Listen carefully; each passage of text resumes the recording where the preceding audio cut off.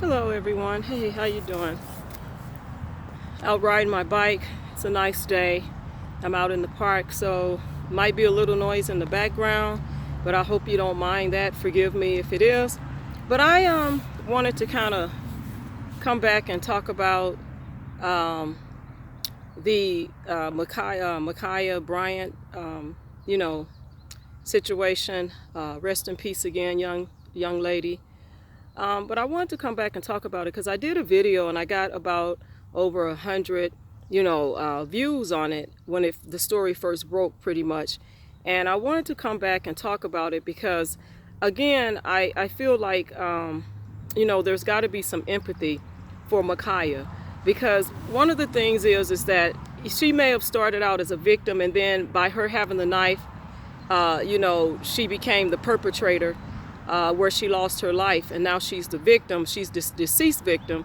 But I wanted to just let people know that there are people that have faced similar situations, and maybe they haven't come out to talk about it. And I know I shared my story on when I did my video. I shared my story, and if you didn't see that video, I'll share my story again.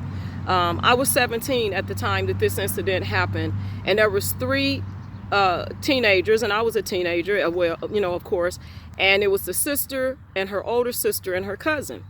And I'm not trying to compare my situation to hers, but it's similar. And I think that needs to be told, because I haven't heard anybody else share their story. So I'm going to share my story again, and then I'm going to get to why I'm sharing the story. But anyway, they were dropped off where I lived. I was at my house, sitting up on top of my car, and I happened to see them. But I was outside with a neighbor and a friend, and we were sitting on the car just chit-chatting between 5 and 6 p.m. It was still during daylight savings time, and they got dropped off by an adult older brother, and they got dropped off to jump me, all three of them. Well, one of the perpetrators was actually the one had the issue with me for whatever reason, and I won't get into that because basically it was he said, she said. But they all wanted to jump me, so they tried. And I actually had a weapon. And I did talk about the type of blade I had. It was a drop blade. And again, this was when I was 17. And I was actually bullied by this female, and she continued to bully me even after this incident. But getting back to what happened is they actually tried to jump me in my yard, and they kept lunging at me. They even tried to take me down on each side, tried to run around me, tried to run behind me. But because I've always played sports and was pretty athletic, I was pretty quick on my feet. But nevertheless, I was swinging the blade just as they were coming towards me. I was swinging that blade. And so there was an officer that lived across the street, and he actually, someone, I believe the neighbors, went down and told him. And he worked nights. He was a police officer. And so he came over and he de-escalated, and he did confiscate the weapon, and they were actually taken home back to their house. But he was able to de-escalate the situation. Now, he was a black officer. He wasn't a white officer, okay? But, and he lived in the community. I didn't really know him because he was actually an adult. He was an adult and he was much older than me. But he did know my family, my older siblings. So, some people say that made a difference, and I won't dispute that. But what I will say is, I don't feel that it makes any difference what race the officer is. They need to be able to de-escalate situations. It doesn't matter if you live in the community or not as an officer. At least it shouldn't matter. I'll say that, because I know people are going to probably try to argue this too, like they did with my first video. And then even when I was on Facebook, I was called some names. And, and that's a sad situation for people to start calling you names because you see things differently. And they don't even read your whole post. They just see that the officer, he was justified and he had no choice. Well, the officer that de-escalated the situation with myself and the three perpetrators, and I'm going to say that because in that case I was the victim in that situation and they were the perpetrators. I was at my house when they showed up and in my yard, and I was the only one that was protecting myself. My neighbors didn't jump in it. My older brothers weren't home because I've explained that I don't have sisters, so nobody was there to defend me but Shireen. That's the only, but me. I was the only one there to defend me. And this family did have a history, what I understood, of fighting, not fighting fair. They always fought dirty, and they fought in gangs, like that. So I feel like, if when we talk about fighting fair and how come we have guns and knives now, but there was a time that they say we fought fair with fists. Well, they wasn't fighting fair. They wasn't even interested in fighting fair at all. They wasn't interested in that, because if they were interested in fighting fair, only one of them would have fought me, and it wouldn't have been three people trying to jump me. And so to say that, I think that no one can understand probably what the victim, the deceased Micaiah, was facing. Because we don't know how she felt on the inside. But I know that day when they tried to jump me, how I felt, and I felt like fight or flight. It was a matter of by any means necessary and to protect myself, because there's three people coming at me trying to jump me, and they're lunging at me, trying to grab me and throw me and tussle me to the ground so they can harm me and do me harm. And I look at it from this situation is that they didn't come to my house to celebrate no birthday. They didn't come to my house to say, hey, let's break bread together. Let's share some lollipops. And those suckers, if you know what I'm talking about, they were purple and they came in a cherry flavor, and they used to have a little sticker on the back that says winner. If you want it, then you want another one. They didn't come to my, to my house to share a, soda pop, or however we want to call it, soda water or a drink. None of that, or Kool-Aid, because Kool-Aid was real popular when I was a child. They didn't come to my house to do that. They came with an intentional purpose, premeditated. They got dropped off to harm me. So I felt the need to protect myself. I won't, really get into how I was given the weapon, but the person that gave it to me did say what I needed to do. Okay. And they showed me how to use it. So to make a long story short, with my situation, I think that when we talk about, we don't know what people are facing. We don't know what traumas that children have suffered in their lives. If they've been bullied before, if they're just sick and tired of people pushing them around. We just don't know. That gets people to the breaking point. And when this situation, with myself, I look at it like this. It was by any means necessary. It's like this is the enemy, and they're trying to take me down because they consider me the enemy, and they are my enemy, even though I don't want them to be my enemy, because I want to promote peace and love and harmony. But they are my enemy, and they want to take me down. So I got to fight my enemy, and I got to protect myself. And it's a win or lose situation here. And fortunately, we all won because we're still living. Because what I understand is I see her every now and then on Facebook, and I've seen her, when I went back to visit, and she was at my aunt's church, one of my rest in peace deceased aunts. So I understand, that we won. We came out on the winning side when it came down to that, because that officer de-escalated, and he didn't run out of his house and shooting a gun, and he didn't do any of that. He de-escalated like I believe an officer should know how to do with training. And my question is, should we look at it and say, well, he lived in the community, he was a black officer, he related? Well, if you are an officer, period, it doesn't matter. In my opinion, it doesn't matter what race you are. If you are a public servant, you're here to protect and serve, and it shouldn't matter what race you are.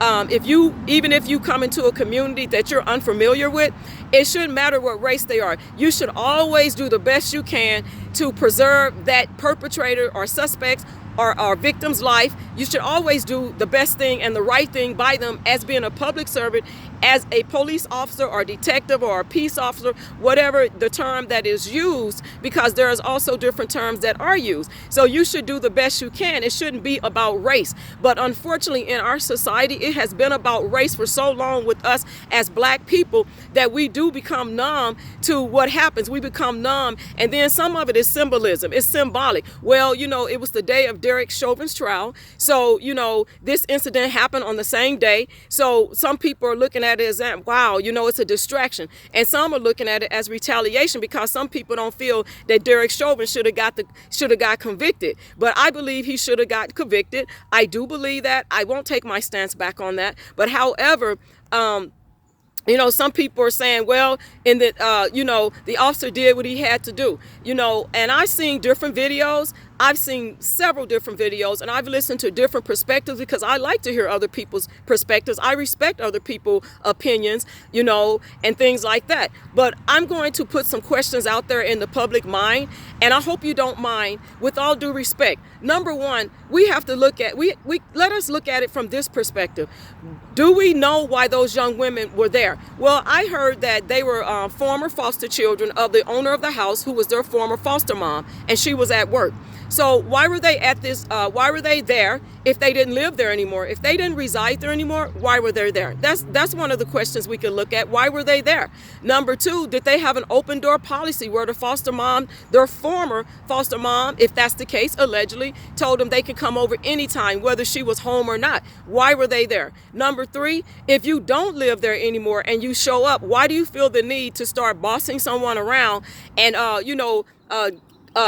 agitating, when you already, know that there's a situation? Because according to the information that I heard, and allegedly, but I heard this, is that they argued verbally all the time. So my question is how, if they argue so much, do we not know that maybe the deceased felt some kind of way? She felt threatened by that. She was tired of it. She was tired of being pushed around, bossed around. If they argued all the time and it became normal, so people just became numb to it, the arguing all the time. And then the fact is that, was there ever physical altercations during the time that they all resided in the same house? That's another question. And when they argued, when they were living all in the home, did the foster mom try, and I'm not blaming, I'm just asking questions, did she try to defuse the situation, or she just said, they argue all the time? I thought it was normal, but I didn't think it would lead to that, because I understood that was a comment, that was something that the foster mom said. I don't know if that's true, but again, I heard that from a different YouTuber's video.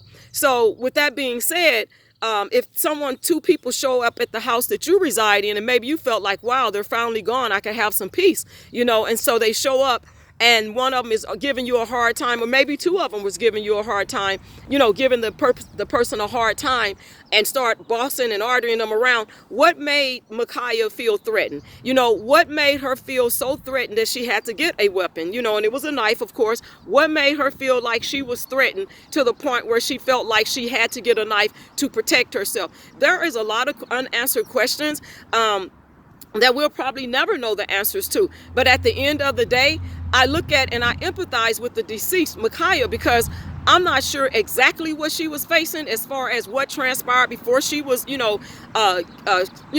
by the police officer.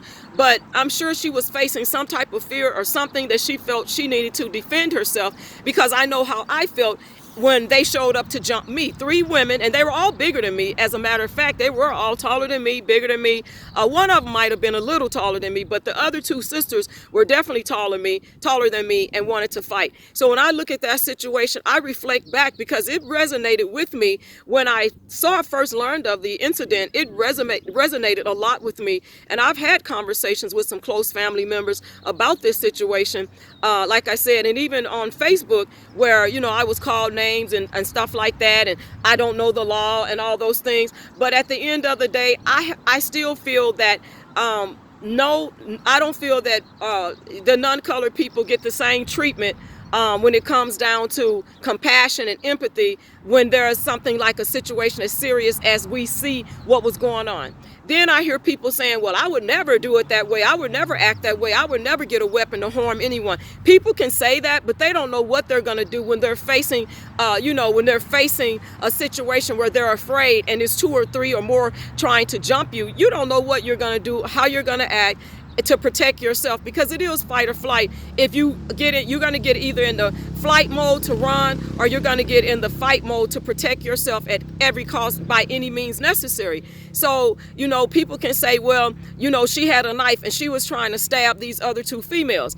But then again, didn't they show up to harm her? Or when they got there, if the case is they showed up and the one started ordering her around, why is the house dirty? You need to clean it up.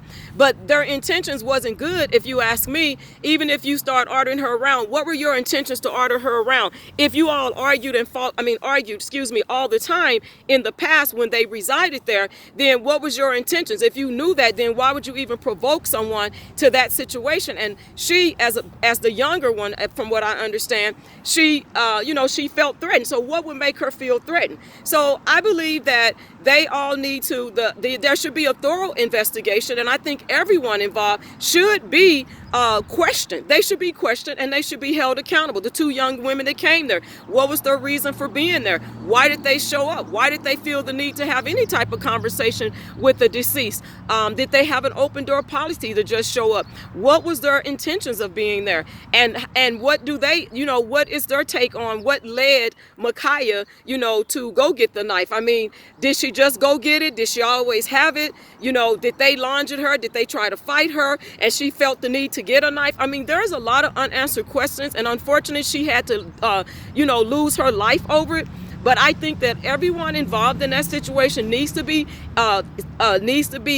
investigated. They need to be talked to, sat down, and talked to about what transpired, investigated, and held accountable.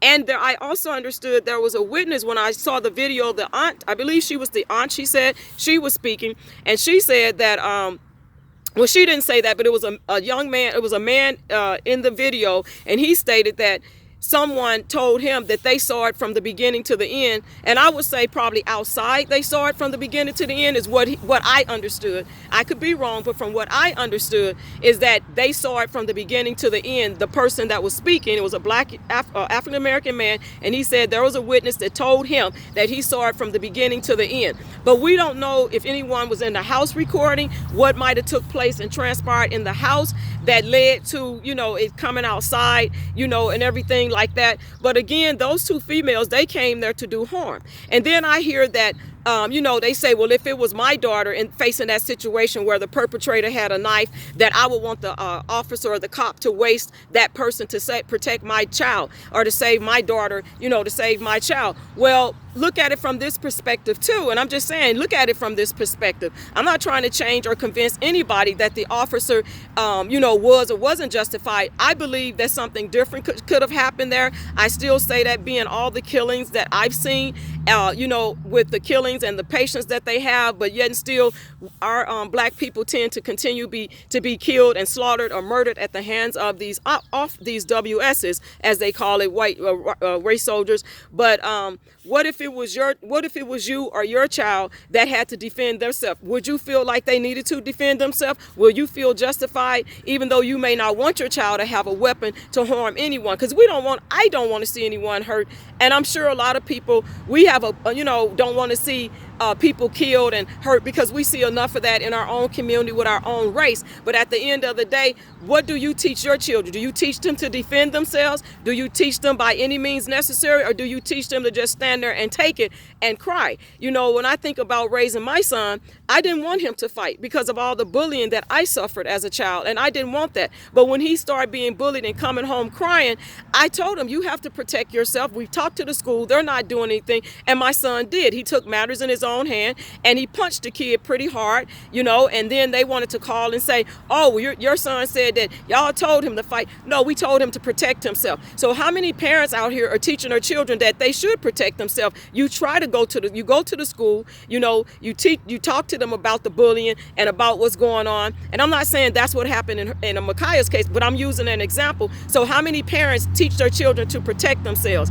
How many? Or do we just say, oh no, just get punched on, just get beat down? No, we teach our children to protect ourselves. Some children are very afraid. They don't even want to protect. They want to protect themselves, but they're afraid that they're not going to be able to win the fight if they protect themselves, or they're going to get beat down. So some children don't protect themselves, even though their parents encourage them, protect yourself. Don't let people push you around. Don't let people hit you and get, and all of that stuff. And then we have the word of God that says, turn the other cheek. But even in the Bible, we saw a lot of wars and fighting going on and things like that. And we saw how God protected people and delivered people from situations. And I feel in my situation, God delivered me. He protected me, because that officer still could have came out his house with his gun, and he could have ran towards me and shot me and all this other stuff, but he didn't do that. So I still say it shouldn't matter what race the officer is. It's to protect and to serve all races, mankind. And if you're not able to do that, then maybe you should find another profession. The other thing is that when he was on his way to the scene, to the scene, he got the call. I understood from another video there was more than one 911 call, and they didn't get all of it, but they got something about there was a person, there was a altercation or fight or something with a knife. Okay, well, on his way to the scene, how come he didn't call for backup? Because if you ask me, maybe backup, he should have called for backup on his way to the scene, so that there could have been other officers to intervene, to help him, so that maybe she would still have her life today. Maybe she would still be living, because the man that kicked the young woman that tripped and fell to the ground that she lunged at, maybe the distraction, the officer could have been dealing with that while he was trying to deal with yelling, put the knife down, really loud, because I heard him say, put it down or something. But when your adrenaline is running like that, and you're scared, and you feel like you need to protect yourself from these two females that you had always had some arguing going on, and we don't know if there was physical altercations prior to them moving, leaving the foster care house. We don't know those things. Could it been that they was removed from the home because of all of the arguing and stuff? We don't know. There's a lot of questions that should be answered that may never be answered. And then if I'm not mistaken, the one with the pink on, she was able to get away from Micaiah, and she took off running, and he was shooting. And they say some guns, once you shoot it, you pull the trigger, it keeps going off. So I don't really, I can't dispute that, because I don't know a lot about weapons like that, But at the end of the day, it's a sad day, I believe, for all of us when we look at the killings that keep happening, And a lot of people have mixed emotions, mixed feelings, and then there are some that's just so, they are very firm on what they believe, to the point of calling other people names, and and almost threatening other people because of what their beliefs and views and perspective is on it. But again, I know there's other people out here that have faced people pulling up at their house, to jump them, and they probably haven't spoke out. But this is not abnormal. For people to pull up at your house and want to fight you, 2, 3, 4, 5, 6 gangs want to fight one person and take them down, and just one good hit, one good lick can kill someone. So it doesn't always take an actual physical weapon. Your fist can be your weapon. Your legs, your foot to kick someone can be your weapon, to harm someone in a way to where they don't make it out alive. And unfortunately, this young lady didn't make it out alive, but I have a lot of empathy for the deceased victim, because I look at the situation and we don't know what transpired prior. But again, there was something that said she felt the need to protect herself. For the people that are saying, I would never do this, and I wouldn't even use a gun, and I wouldn't this, and I wouldn't that, I think that, we just don't know how we will react. And then the other thing is people want to say, well, she didn't have to use a knife. Well, we don't know what she had to use when you feel like you being threatened and there's 2 or more people, you're facing. And so, when people, and I'm not saying what one way or the other, because I wasn't there. As Paul would say, I wasn't there as an eyewitness or ear witness. But what I will say is this, is that, people want to censor you and tell you what your comeback should be. And how, and if someone say something to you and your comeback is stronger than theirs, they're upset by it and they get mad and they're like, well, you didn't have to come back like that. You didn't have to say that. But when I look at the situation, you cannot tell people what their comeback should be. You can't tell people what they should do. And trying to censor people. So, I had to consider, doing this video, because like I said, I had some conversations, and everybody is not going to agree, but a lot of the people that I talked to said they felt like something different could have been handled differently as far as preserving her life. I heard that a lot, but I also heard that the officer had no choice and he did what he had to do, and she had a knife and she was trying to harm them. But what about them trying to harm her? What about the 3 people showed up my house trying to harm me? I look at it from that situation too. I look at it from situations where people are showing up at folks' house. And do you not think that the victim at that point, what, they're supposed to just sit there and be harmed? Or are they supposed to just say, oh yeah, they showed up, okay, they're here to celebrate my birthday? And I'm just using that as an example. It's not that it was her birthday, but I'm just saying they certainly didn't show up there to to help bake a cake or break bread and all that kind of stuff, or share a popsicle. Let's just keep it real, or a freeze pop. They showed up for whatever reason, whether it was to come over there and sanction her, or to see what was going on, or maybe they was called over there. We just don't know. And if they were former foster children and that was the former foster mother, if that information is true, because again, it's allegedly that from because I don't have firsthand information. I got it, like I said, I heard it from another channel. But what I did see the videos myself, okay? And I just felt like in the clips that I saw, and then I wind up seeing another video that said, okay, 10 seconds, 11 seconds, okay, I'm still looking at this, and things like that. But like I said, again, there's a lot of questions that haven't been answered, and I think that we can all agree to disagree, and we have our different views and perspectives. And yes, there is laws in place. Yes, those officers have only seconds sometime to react. And again, one of my brothers, he's deceased, rest in peace. He was a detective for the East St. Louis Police Department, and he put out a lot of dangerous situations all the time with knives and guns and things like that, because he said he didn't want to ever have to kill anyone.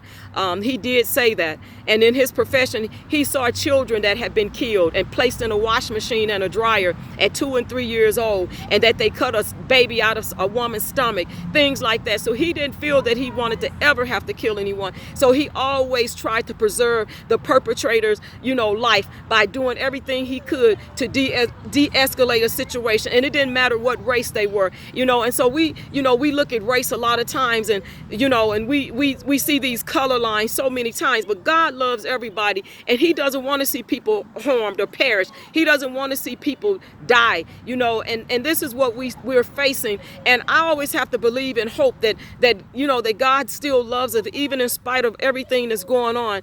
And with all the public opinions out there, I'm not a person that's going to participate in symbolism. I'm just not going to do that. I'm not going to participate in all of this back and forth with people calling folks names and stuff like that, because you know what? I stand for what I stand for. I believe in what I believe in. I'm a rational person. I love everybody, and I don't have time for the foolishness. And so I look at it like this, if we can be a mentor to anyone, if we can teach our children and grandchildren, and even children in the community, respect and kindness, and to respect their elders. If we can get back to the basics of what God has called us to, get back to doing the things that are right, because a lot of us do know right from wrong. And if we can get back to encouraging people that do, and even if people, and I'm not saying this, so please don't take this out of context, but in the Black community, there's a lot of mental illness that happens. A lot of children have been through trauma and tumultuous childhoods. And when we look back and reflect, there is nothing wrong with getting therapy. There's nothing wrong with getting mental health and getting your mental health under control and getting back to healthiness and back to the basics of exercising and walking and loving on one another and just greeting each other. Even if you just say, hey, how you doing, as you walking by, there's nothing wrong with those things. There's nothing wrong with talking about,